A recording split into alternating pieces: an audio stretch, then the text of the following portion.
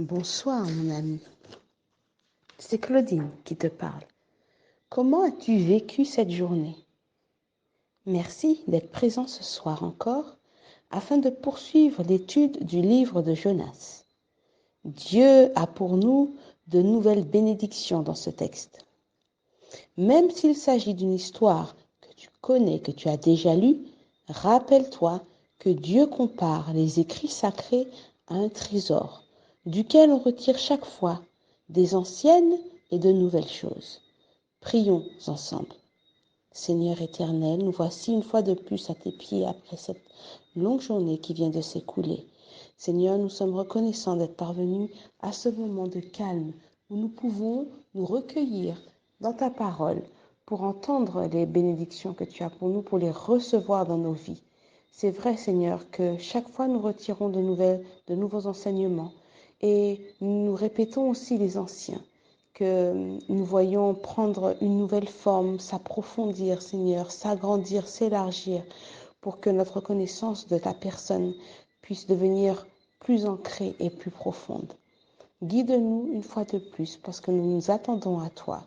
Nous avons vraiment besoin que tu nous instruises pour ne pas être emportés à tout vent de doctrine, mais au contraire enracinés dans ta parole, Seigneur, que tu nous donnes, que tu nous as donné comme une révélation de ta personne et de ton caractère.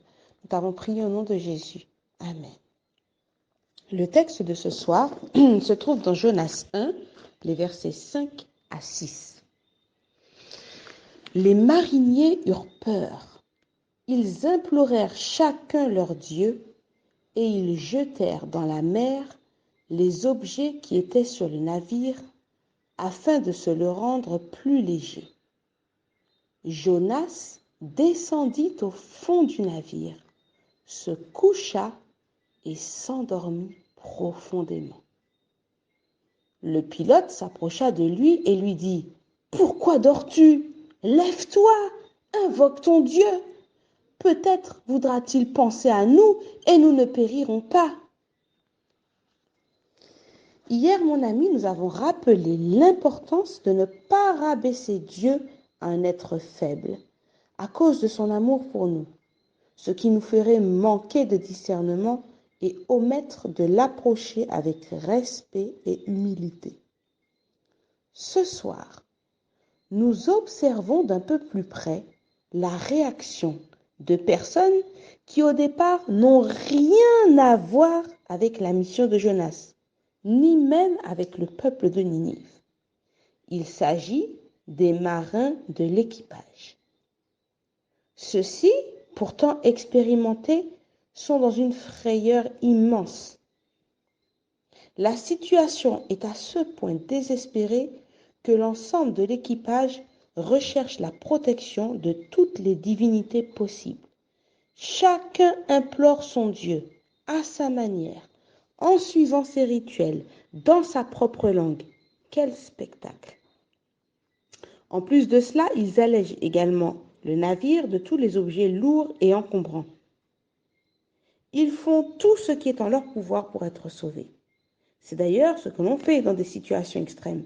On est prêt à sacrifier beaucoup de choses auxquelles on tenait auparavant, même si elles nous paraissaient lourdes, précieuses. À ce moment, on est prêt à les balancer parce que notre vie en elle-même a plus de valeur.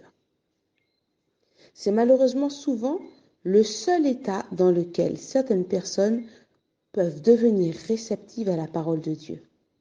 Tant qu'il y a prospérité, il arrive que l'on fasse trop confiance à notre stabilité matérielle et financière, que la considération de notre famille, de nos amis, de nos voisins, ce qu'ils vont penser, tout cela pèse plus lourd que l'approbation de Dieu, que l'attraction des plaisirs coupables soit plus forte que les préceptes de la loi de Dieu.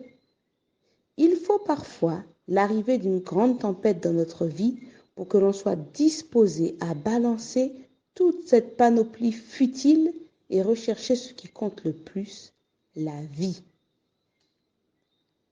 Pendant que les marins cherchent ainsi à sauver leur vie, la spiritualité de Jonas décline encore.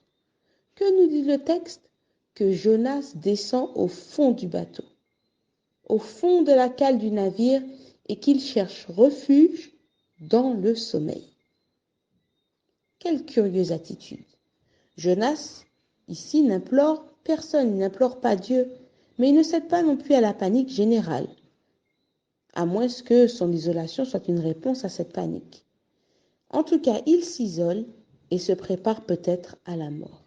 Il semble résigné, et c'est le pilote du bateau qui doit venir l'exhorter à prier son Dieu. Quelle ironie. En tout cas, mon ami, au-delà de la lutte de Jonas pour laisser la volonté de Dieu s'exercer dans sa vie, la Bible nous montre que Jonas est ici un type, c'est-à-dire une figure précurseuse de la venue du Messie. Tourne les pages de ta Bible dans le livre de Marc. Le livre de Marc au chapitre 4 et les versets 35 à 41. Voici ce que nous dit la Bible. Ce même jour, sur le soir, Jésus leur dit, « Passons à l'autre bord. » Après avoir renvoyé la foule, ils l'emmenèrent dans la barque où il se trouvait. Il y avait aussi d'autres barques avec lui. Il s'éleva un grand tourbillon et les flots se jetaient dans la barque au point qu'elle se remplissait déjà. Et lui, il dormait à la poupe sur le coussin. Ils le réveillèrent et lui dirent, « Mais maître, ne t'inquiètes-tu pas de ce que nous périssons ?» S'étant réveillé, il menaça le vent et dit à la mer, « Silence, tais-toi. » Et le vent cessa, et il y eut un grand calme. Puis il leur dit, « Pourquoi avez-vous ainsi peur? Comment n'avez-vous point de foi ?» Ils furent saisis d'une grande frayeur et ils se dirent les uns aux autres, « Mais quel est donc celui-ci à qui obéissent même le vent et la mer ?» Tu vois, mon ami, que Jésus a été placé dans des circonstances similaires à celles de Jonas. Lui aussi était en train de dormir, mais lui à la poupe du bateau qui était ballotté au beau milieu de la tempête.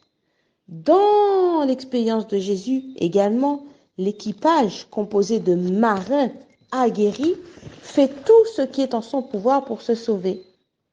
Ses disciples sont en proie à une terreur sans nom et eux aussi tirent Jésus de son sommeil pour le pousser à l'action et qu'ils tentent de les sauver d'une mort certaine.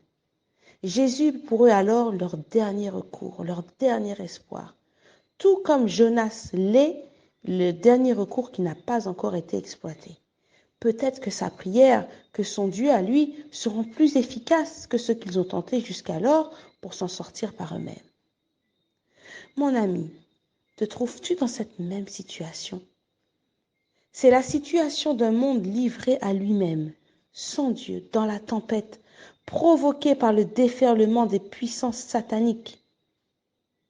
Dieu permet qu'aujourd'hui, le monde soit frappé par des scènes de guerre, des catastrophes naturelles, des pandémies. Comme le dit Luc 21, verset 26, si les hommes rendent l'âme de terreur dans l'attente de ce qui surviendra pour la terre, car les puissances des cieux seront ébranlées. Mon ami, tu as peut-être déjà tout essayé comme les marins, dans la mesure de tes possibilités. Pourtant, Jésus n'est qu'à quelques pas de toi. Il te donne l'impression qu'il est en train de dormir, mais il est là. Dans un instant, Jésus se lèvera. Il parlera à la pluie et au vent. Ce soir, je vais t'interpréter un chant qui s'intitule « Ô Dieu, dans ces jours de détresse ». C'est un chant qui t'encourage justement à placer ta confiance en Dieu, même dans les périodes sombres. Je t'en dis la première strophe. Ô Dieu, dans ces jours de détresse, que deviendrait ton pauvre enfant s'il ne pouvait dans sa tristesse avoir recours au Tout-Puissant? Pour rassurer mon faible cœur, parle-moi donc, ô mon Sauveur, parle-moi donc, ô mon Sauveur. Ô Dieu, dans ces jours de détresse, que deviendrait ton pauvre enfant s'il ne pouvait dans sa tristesse avoir recours au Tout-Puissant pour assurer mon faible cœur? ô mon sauveur, parle-moi donc, ô mon sauveur. Si l'Éternel est ma retraite, qui pourrait me troubler encore? Pourquoi redouter la tempête quand on est sûr d'entrer au port? Ne t'ai-je pas pour protecteur?